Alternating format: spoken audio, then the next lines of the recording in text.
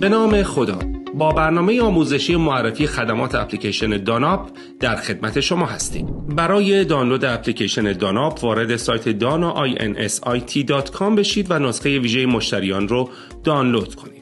در این بخش هم نسخه اندروید و هم نسخه PWA برای iOS و دسکتاپ در اختیار شماست.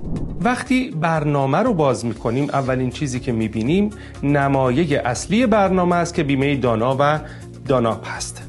در این بخش خدمات اصلی داناپ مثل خسارت خودرو، خسارت درمان و بازدید اولیه رو میتونید ببینید.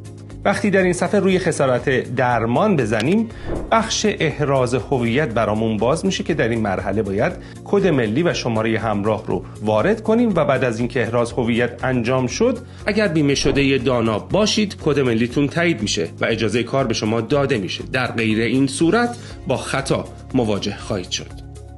در این قسمت در دو طبقه بندی پاراکلینیکی و بستری میتونیم آمار کلی پرونده هامون رو ببینیم و پرونده ها رو در دو جایگاه مهم عودتی و در انتظار تحویل مدارک مشاهده کنیم و دسترسی مستقیم داشته باشیم و همچنین ارتباط مستقیم رو با پشتیبانی هم داشته باشیم.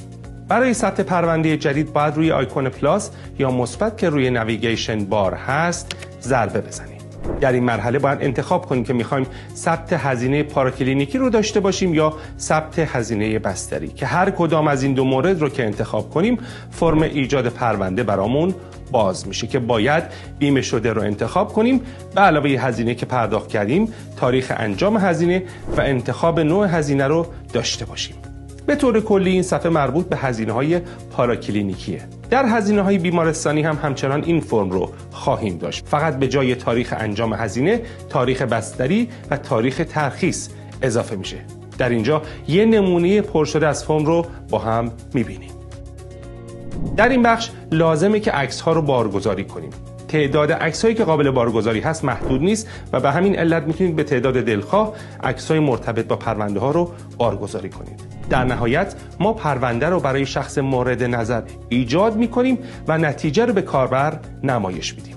در صورتی که از طریق نویگیشن بار پایین روی آیکون پرونده های من کلیک بکنید، بخشی باز خواهد شد که شامل تمام هزینه‌های ثبت شده کاربر در دو دسته پاراکلینیکی و بستری خواهد بود. در صورتی که روی آیکون فیلتر کنار جستجو کلیک کنید، بخشی باز میشه که بخش فیلتر کردن هزینه ها بر اساس وضعیت هزینه هستش.